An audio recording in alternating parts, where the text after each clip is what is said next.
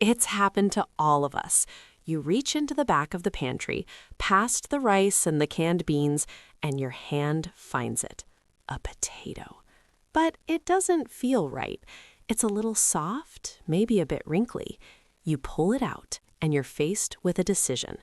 Is this a key ingredient for dinner, or a science experiment gone wrong? Your first clue is your eyes. Look for the obvious. Any fuzzy, colored patches of mold are a hard no. That potato is gone. But then there's the more subtle stuff. Green skin.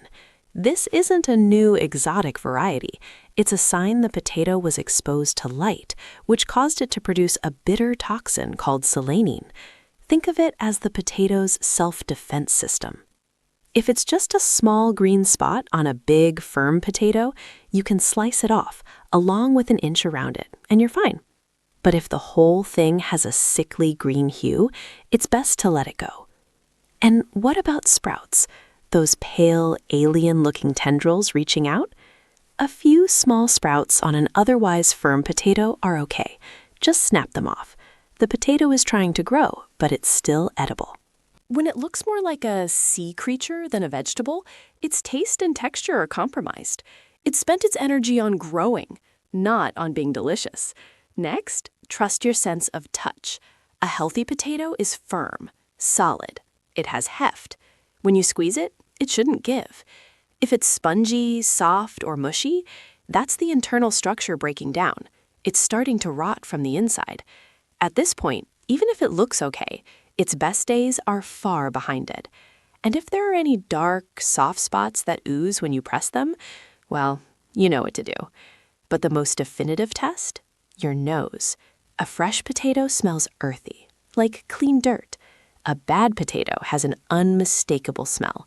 It's musty, moldy, and slightly sweet in a decaying sort of way. It's the smell of decomposition, and your nose is wired to tell you, danger. You can't ignore that smell. It's the final verdict. What's actually happening inside that sad spud?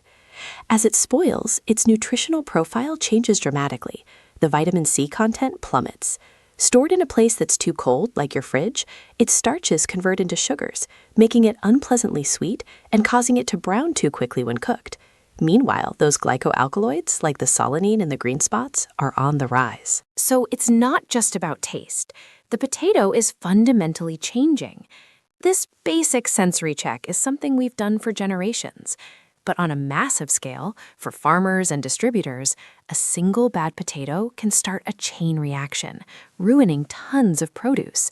That's where technology is stepping in. Scientists have developed electronic noses, devices that can detect the specific volatile gases released by a decaying potato long before a human could smell it.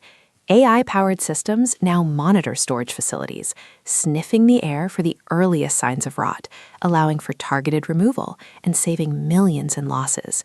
It's our own ancient wisdom, scaled up and digitized. So how do you avoid this fate for your own potatoes? Give them what they want. A cool, dark, dry place with good air circulation. A pantry or a cellar is perfect. Never store them in a plastic bag. That traps moisture and speeds up decay. Use a paper bag or a basket.